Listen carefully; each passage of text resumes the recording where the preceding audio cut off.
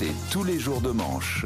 Et oui, c'est tous les jours, moi. Et bonjour. Bonjour Arnaud. Ça va bien ? Très bien. Alors vous avez vu, depuis hier, le pays se déchire sur l'éducation des enfants. Faut-il être plus ferme, moins ferme ? Comment les gérer ? Tout le monde est perdu.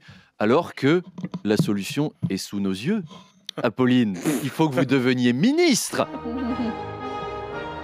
Apolline, ministre de la gestion des enfants, c'est ça qu'il nous faut. Voilà, vous en avez 4, ils sont parfaits.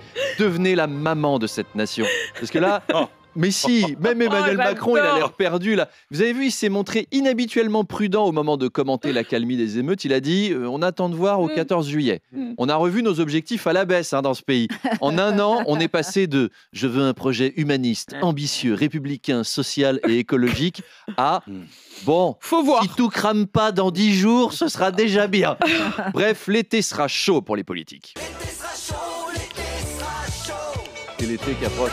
Ça va pas être un juillet-août peinard pour le président, même si, comme nous, il a la tête aux vacances. Il travaille même son summer body, figurez-vous, puisqu'il envisage toujours de perdre 55 kilos cet été en renvoyant Elisabeth Borne. Allez hop, ciao la maigre, c'est le régime comme j'aime plus.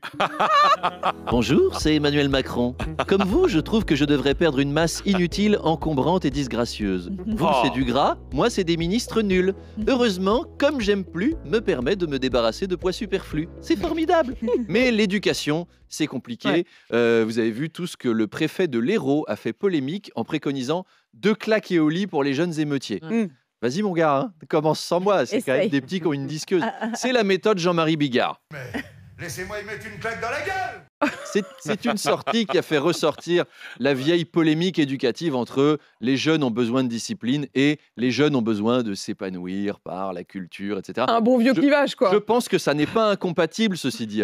On peut punir les jeunes avec de la culture. Là, il y a le festival d'Avignon qui démarre.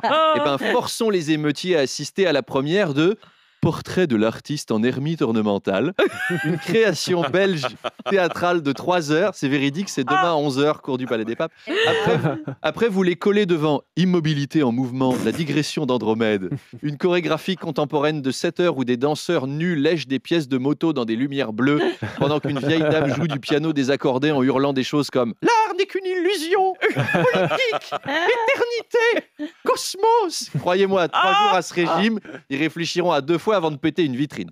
Et la culture peut aider les jeunes. J'en parlais d'ailleurs hier à un ami de cette rubrique, Dominique Besnéard. Oh, Dominique. Il me disait, au sujet des banlieues, j'ai reçu un projet de film absolument formidable, magnifique. C'est Josiane Balasco, qui est prof de musique alcoolique à Saint-Nazaire. Elle s'oublie dans la flûte piccolo pour oublier qu'elle est dépressive depuis que son mari l'a quittée pour une assistante dentaire. Bref, elle alterne picole et piccolo. Un jour, elle découvre avec horreur qu'elle est mutée en Île-de-France. On lui demande de donner des cours de flûte traversière au lycée Francis Holm de la Cité des 4000 de Mantes-la-Jolie. Au début, ça se passe pas bien. Le caïd de seconde A, interprété par Franck Gastambide, il est un peu vieux mais il a redoublé 28 fois. Il la scotche sur un chariot du self et joue à Fast and Furious avec elle dans les couloirs. Mais Josiane ne se démonte pas. Un jour, alors qu'elle rentre chez elle et qu'un dealer de la cité la traite de vieille bourgeoise coincée du huc, c'est Jules dans son premier rôle au cinéma, elle décide de se rebeller. Elle va chercher un violoncelle, redescend et joue du Debussy au milieu des jeunes qui font des roues arrière en scooter. Et ça fait comme un ballet merveilleux. Intimidé, un petit de 3e, c'est Kerry James, lui aussi il a beaucoup redoublé, se met à faire du breakdance. Elle est adoptée. Elle consulte alors le recteur d'académie, interprété par Lambert Wilson, pour fonder un orchestre de musique de chambre au sein de la cité. Il lui répond « Écoute, putain de bordel de merde, ok, on n'a jamais vu un clarinettiste brûler un idole, mais enfin, merde quoi. On n'a pas les subventions. Si tu le sens, vas-y, mais c'est ta responsabilité, putain, merde quoi. » Alors, Josiane fonde son orchestre. Au casting, on a réuni Kerry James au clavecin, Franck Gastambide à la clarinette, Eus l'enfoiré à la contrebasse, Lacryme au hautbois baryton, Calas criminel au xylophone, Freeze Corleone à la trompette et les 2 frères de PNL chantent en latin avec Médine et Al Capote. L'orchestre progresse bien. Hélas, Kerry James s'est arrêté pour une altercation avec un policier et les cités s'embrasent. Alors qu'un groupe rival menace de mettre le feu à leur école, nos héros s'interposent, la flûte dressée est conquérante et commencent à jouer la marche turque. Les jeunes d'en face, touchés par la beauté de l'art musical, renoncent alors à brûler l'édifice.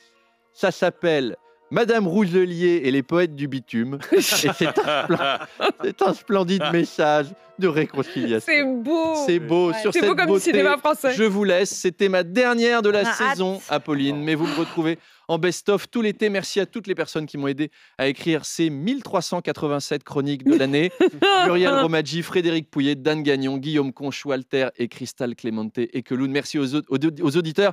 Spéciale dédicace à Romano de Morières-les-Avillons qui a fait faire ce joli portrait de nous, de la matinale, par Que l'on Romain voit Jouy. que l'on voit sur Voilà, RMC qu'on voit, Story. que vous pouvez voir sur les réseaux sociaux. Il y a tout le monde. Il y a Amélie qui gagne au quiz.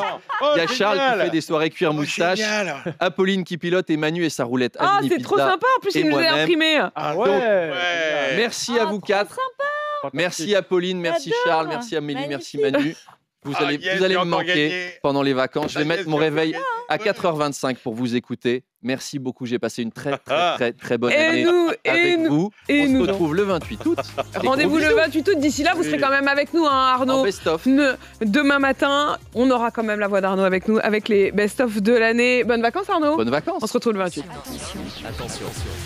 Deux manches pirates, le 32-16. Mais faites attention. Mais faites attention, il est rentré dans ce studio, Arnaud Demange. Salut Arnaud. Bonjour. Ce qui fait réagir ce matin, c'est Emmanuel Macron qui a émis l'idée de pouvoir couper les réseaux sociaux en cas d'émeute.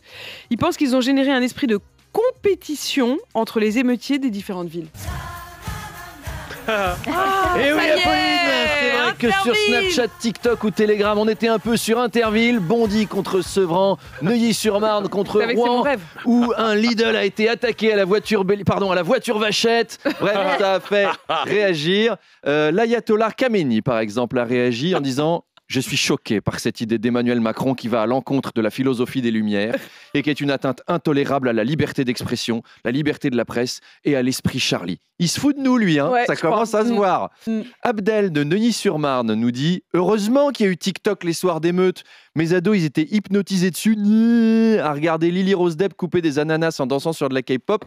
Eh ben, au moins, ils n'ont pas eu envie de sortir pour cramer un magasin. Comme quoi, ça peut avoir un Hein effet bénéfique. » Olivier de chez Kerglass nous dit « Sur LinkedIn, par contre, c'était le feu. Moi, j'ai mon profil de CEO senior et happiness manager en B2C relationship de chez Yes, of Kerglass. course. Et j'ai reçu plus de 5000 CV d'apprentis vitriers qui ont senti qu'il y avait du boulot. Parce qu'on a eu des impacts sur votre pare-brise supérieurs à une pièce de 2 €. Ils étaient même supérieurs à la taille du pare-brise lui-même. Enfin, Huguette de Lille nous dit « Par contre, sur Facebook, c'était très calme. On savait même pas qu'il y avait des émeutes, nous.